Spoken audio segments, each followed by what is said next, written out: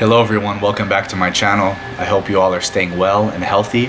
And today's going to be a fun video because I'm going to be taking you all through my journey in fitness, my 10-year journey from the point where I first picked up a dumbbell to the point where we're at today. So you're going to be seeing my entire progression through pictures and videos and what I learned along the way.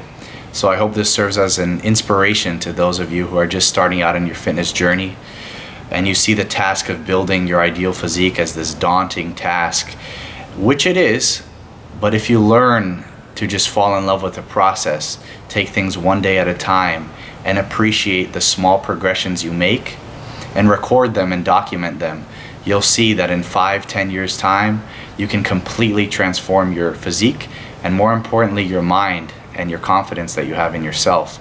So as you'll see from my journey, I definitely did not start out with the ideal genetics to build a lot of muscle, and it was just a matter of applying consistency over a long period of time, and I was able to really drastically change my physique.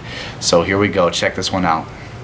Alright, so let's take it back to the very beginning. So in this picture I would say I was about 13 or 14 years old, and this is really before I picked up a dumbbell at all and did any sort of weight training, but I just wanted to give you all a notion of my structure to begin with, and really not an ideal frame for building muscle tissue at all. I was very skinny. I'd say I was about 125 to 130 pounds, and really no chest, no arms.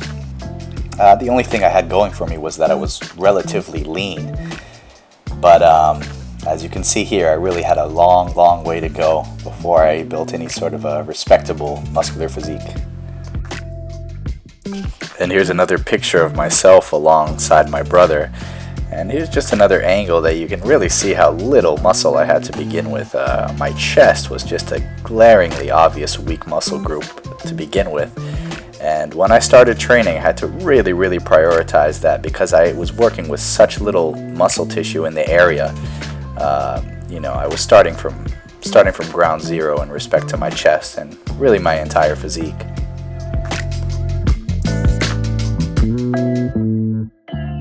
And now we can fast forward a year or two. I would say I was about 15 or 16 years old here at the time, and I was really into playing basketball. So I was very into athletics. I just hadn't discovered the weights yet, and I devoted a lot of my time to playing basketball. I really loved it.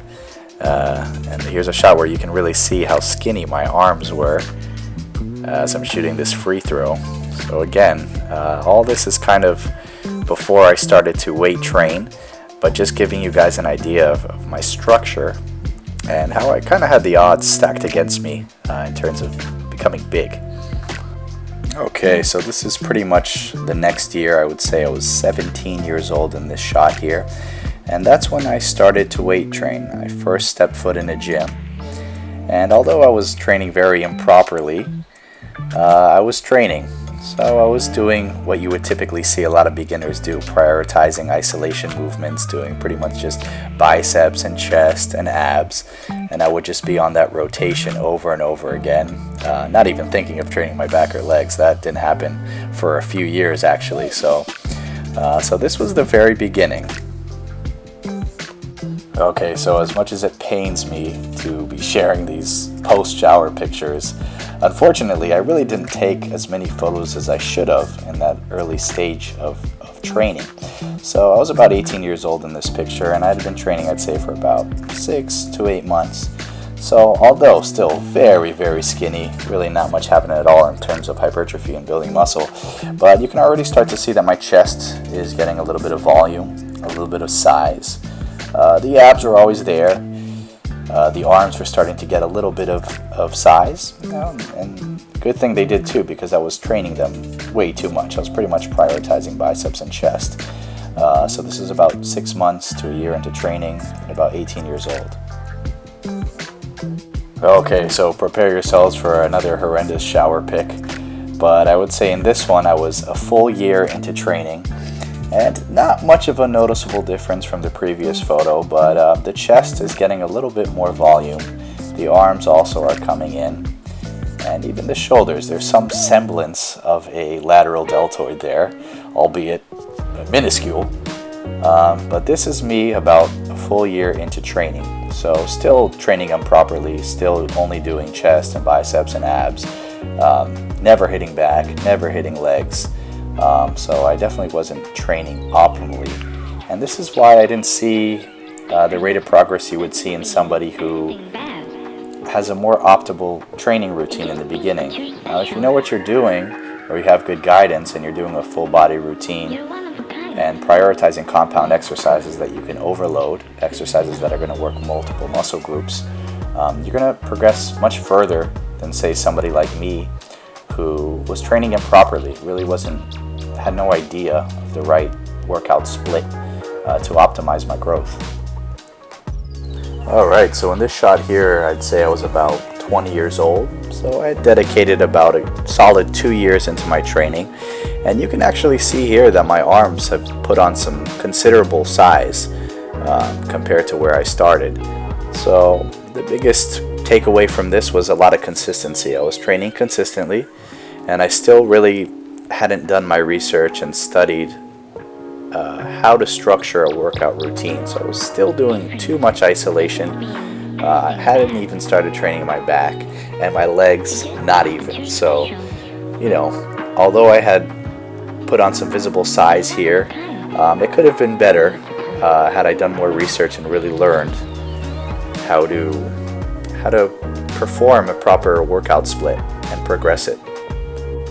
Alright, so we're going to fast forward another year, and at this point I'd say I was about 3.5 years into training, and this is when things started to come together for me. I started to really learn about muscle building, hypertrophy training, and how to use compound exercises to really be the foundation of my training.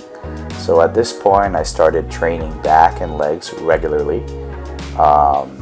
And I started to put on some more size. I was still pretty lean here. I wasn't very big yet, but the shoulders were coming in, the back was coming in, and my legs were growing because it was just terrible before. They were just toothpicks. So I started doing squats, and so my physique made a considerable leap from the age of 20 to 21 and a half, 22. This is when things started to come together and I started to make bigger strides than before.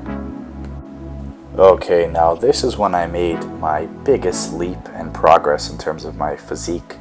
I became certified as a personal trainer at this time, so I started to learn the intricacies of training, of meal timing, of calorie surplus versus calorie deficit, and how to structure a program with the goal of building muscle. So from year 3 to year 4 to 4.5, this is when I put on the most amount of muscle mass in my training career. I was training my whole body. I was training extremely consistently. I was training hard. I was prioritizing rest. And I was eating on a schedule. You know, I never really had a big appetite when I was younger, but I learned that, you know, muscle tissue isn't created out of thin air. You have to have the building blocks and the excess calories in order to build muscle tissue. Your body uses calories for so many different activities that if you're not giving yourself an excess of calories, if you have the goal of building muscle, it's just simply not going to happen. So the biggest takeaway here was just nutrition, placing myself in the calorie surplus, eating on a schedule, almost forcing myself to eat at times, but with the knowledge that this was my goal, and over time it would become regular and I would get used to it. And so this was when my physique progressed the furthest. So these are some more shots from 2014, 2015, when I was about 4 to 5 years in training, and this is part of that period where I made most of my progress. You can see that my arms really added some size, my shoulders, my chest started to get thicker. And don't worry, I'm going to be showing some leg pics soon because the legs were coming up as well. But again, it was just, I would say the nutrition was the biggest thing that I implemented consistently that I wasn't doing before. Before I thought that just by simply training and training hard, I would build muscle tissue. But the reality is that you don't grow when you're in the gym. You grow outside of the gym with proper rest and nutrition. And if you're not sleeping enough, if you're not eating enough, it's just not going to happen. You're going to be stagnant. You're going to regress. You're going to get weaker in the gym. And it can be very frustrating. And it was frustrating for me. And until I just accepted the fact that it's almost a full-time job. Like, the work doesn't really end once you leave the gym. It continues outside of the gym. So that was a big learning for me. And once I really understood that, I went further. And there's a point I want to make here about enthusiasm and passion. I was so passionate about the gym and learning new exercises and learning the techniques. And that's all I did. In many cases, going to the gym and training was the best part of my day. So I put so much love and energy into this thing that it was inevitable that I was going to progress. So I'd really encourage you all to think of that. And don't move forward with something like this, with an endeavor like this, unless it's what you really want. Don't do it for the expectations of others. Don't do it to impress people, because it's not going to be very gratifying in the long run. In my case, this is what I loved to do and still love doing right now. I would spend all my free time pretty much watching workout videos, reading textbooks, learning anatomy, learning biomechanics, and I did that over and over and over, and repetition is truly the mother of skill.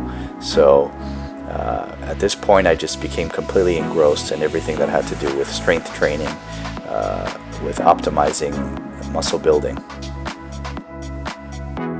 So for the next couple of years, there wasn't such a huge jump in terms of adding muscle mass, which is really typical. The more and more you train, the slower the muscular gains are going to come. So the next few years for me was really just bringing up lagging body parts.